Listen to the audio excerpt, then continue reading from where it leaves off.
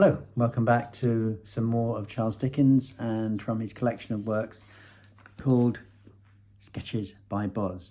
It's a rather tongue-in-cheek look at life in London at the time and takes a dig at a lot of people, a lot of societies. And one of his favourite ones to take a dig at is the Beadle. If you remember in Oliver Twist, he wasn't a very nice person. And I don't think that Dickens really liked this character, but it's called Our Parish, Chapter 1, The Beadle, the parish engine, and the schoolmaster. How much is conveyed in those two short words, the parish, and with how many tales of distress and misery, of broken fortune and ruined hopes too, often of unveiled wretchedness and successful knavery, are they associated? A poor man with small earnings and a large family just manages to live on from hand to mouth and to produce and procure food from day to day. He has barely sufficient to satisfy the present cravings of nature and can take no heed of the future. His taxes are in arrear, quarter day passes by, another quarter day arrives. He can procure no more quarter for himself and is summoned by the parish. His goods are distrained, his children are crying with cold and hunger, and the very bed on which his sick wife is lying is dragged from beneath her. What can he do? To whom is he to apply for relief? To private charity? To benevolent individuals? Certainly not. That is his parish. There are the parish vestry, the parish infirmary, and the parish surgeon, the parish officers, the parish beadle. Excellent institutions and gentle, kind-hearted men. The woman dies. She is buried by the parish. The children have no protector. They are taken care of by the parish. The man first neglects and afterwards cannot obtain work. He is relieved by the parish. And when distress and drunkenness have done their work upon him, he is maintained, a harmless, babbling idiot, in the parish asylum. The parish beadle is one of the most, perhaps the most important member of the local administration. He is not so well off as the church warden, certainly, nor is he so learned as the vestry clerk, nor does he order things in quite so much his own way as either of them. But his power is very great, notwithstanding, and the dignity of his office is never impaired by the absence of efforts on his part to maintain it. The beadle of our parish is a splendid fellow. He is quite delightful to hear him as he explains the state of the existing poor laws to the deaf old women in the boardroom passage on business nights, and to hear what he said to the senior churchwarden, and what the senior churchwarden said to him, and what we, the beadle and the other gentleman, came to the determination of doing. A miserable-looking woman is called into the boardroom and represents a case of extreme destitution affecting herself, a widow with 6 small children. "Where do you live?" inquires one of the overseers. "I rent a 2-pair back, gentlemen, at Mrs. Brown's number 3, Little King William's Alley, which has lived there, this 15 year, and knows me to be very hard-working and industrious. And when my poor husband was alive, gentlemen, has died in the hospital." Well, interrupts the overseer, taking note of the address. "I'll send Simmons, the beadle, tomorrow, and to ascertain whether your story is correct. And if so, I suppose you must have an order into the house. Simmons, go to this woman's the first thing tomorrow morning, will you?" Simmons bows assent and ushers the woman out. Her previous admiration of the board, who all sit behind great books and with their hats on, fades into nothing before her respect for her lace-trimmed conductor, and her account of what has passed inside increases, if that be possible, the marks of respect shown by the assembled crowd to that solemn functionary. As to taking out a summons, it's quite a hopeless case if Simmons attends it on behalf of the parish. He knows all the titles of the Lord Mayor by heart, states the case without a single stammer, and it is even reported that on one occasion he ventured to make a joke which the Lord Mayor's head footman, who happened to be present, afterwards told an intimate friend confidentially was almost equal to one of Mr. Hobbler's.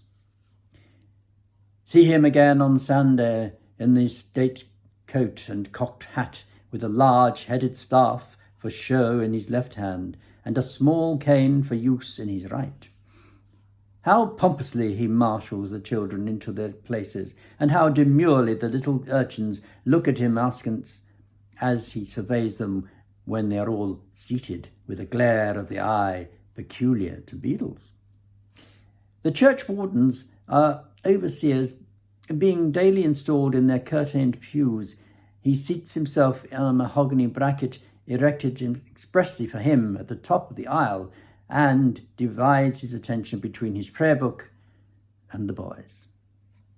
Suddenly, just at the commencement of the communion service, when the whole congregation is hushed into a profound silence, broken only by the voice of the officiating clergyman, a penny is heard to ring on the stone floor of the aisle with astonishing clearness. Observe the generalship of the Beadle. His involuntary look of horror is instantly changed into one of perfect indifference, as if he were the only person present who had not heard the noise. The artifice succeeds. After putting forth his right leg now and then as a feeler, the victim, who drops the money, ventures to make one or two distinct dives after it, and the Beadle, gliding softly around, salutes his little round head when it again appears above the seat, with divers double knocks administered with the cane before noticed, to the intense delight of 3 young men in an adjacent pew, who cough violently at intervals until the conclusion of the sermon. Such are a few traits of the importance and gravity of a parish beadle, a gravity which has never been disturbed in any case that has come under our observation, that is, except when the services of that particular useful machine, a parish fire engine, are required. Then indeed all is bustle. 2 little boys run to the Beadle as fast as their legs will carry them, and report from their own personal observation that some neighbouring chimney is on fire, and the engine is hastily got out, and a plentiful supply of boys being obtained and harnessed to it with ropes, away they rattle over the pavement, the Beadle running, we do not exaggerate here, running at his side until they arrive somehow smelling strongly of soot at the door, which the Beadle knocks with considerable gravity for half an hour. No attention being paid to these manual applications, and the turncock having turned on the water, the engine turns off amidst the shouts of the boys. It pulls up once more at the workhouse, and the Beadle pulls up the unfortunate householder next day for the amount of his legal reward.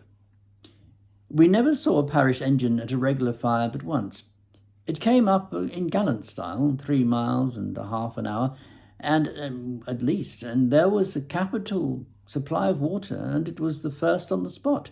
Bang went the pumps, the people cheered, the Beadle perspired profusely, but it was unfortunately discovered, just as they were going to put the fire out, that nobody understood the process by which the engine was filled with water, and that 18 boys and a man had exhausted themselves in pumping for 20 minutes without producing the slightest effect.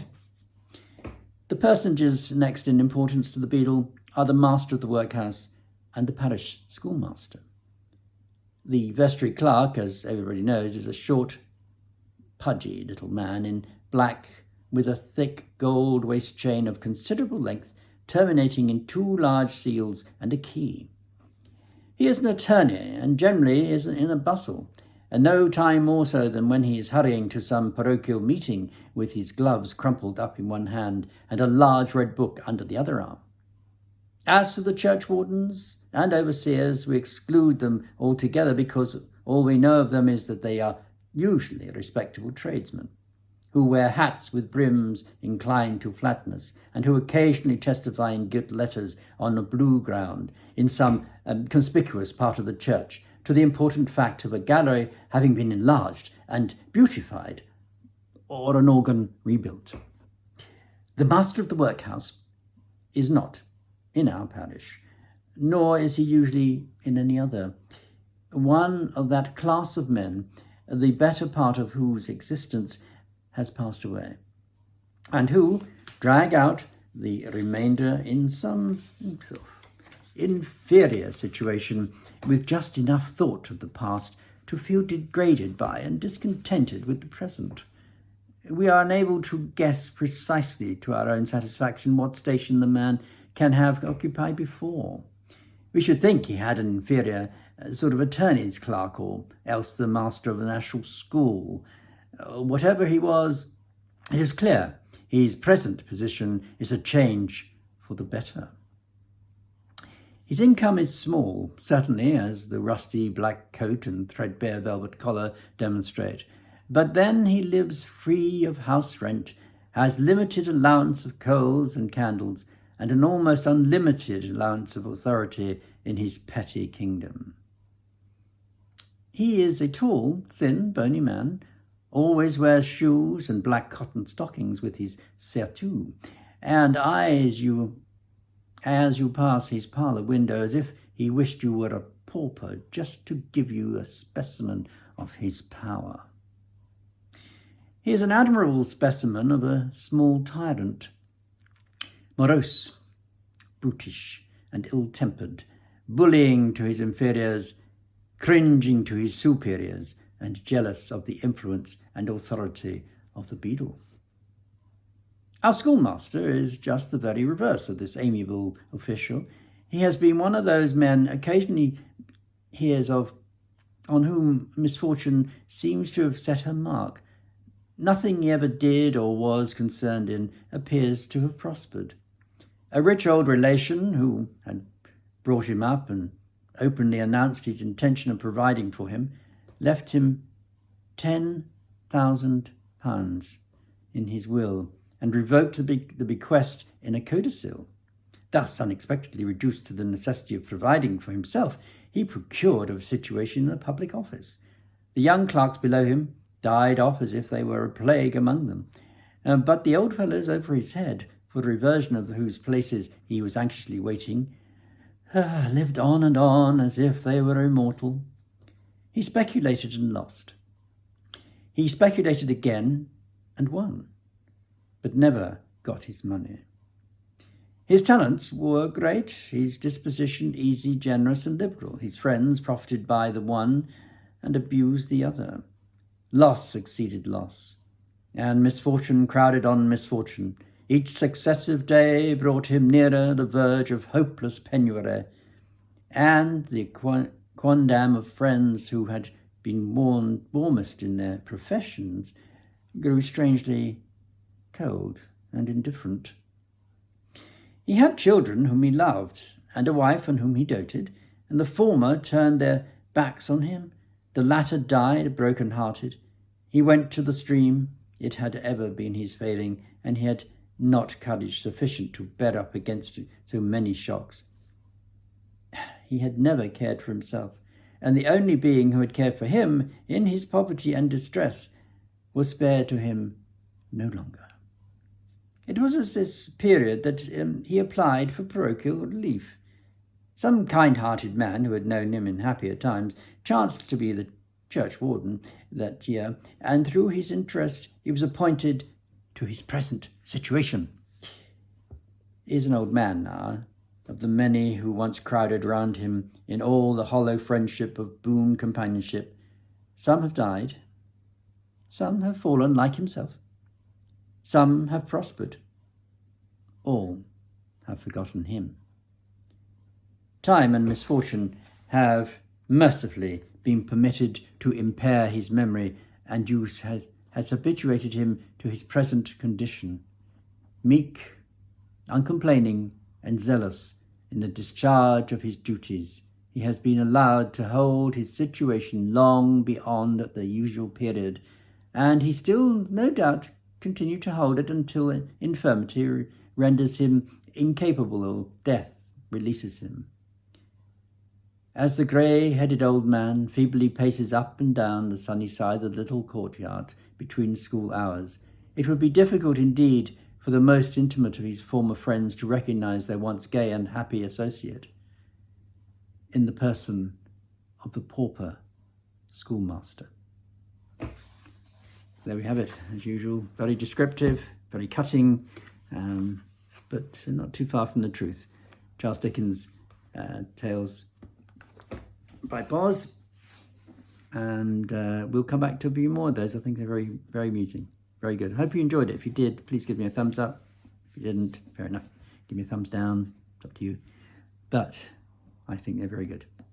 Anyway, until next time, stay safe, be good, most of all be kind, won't you? See you soon. God bless. Bye-bye.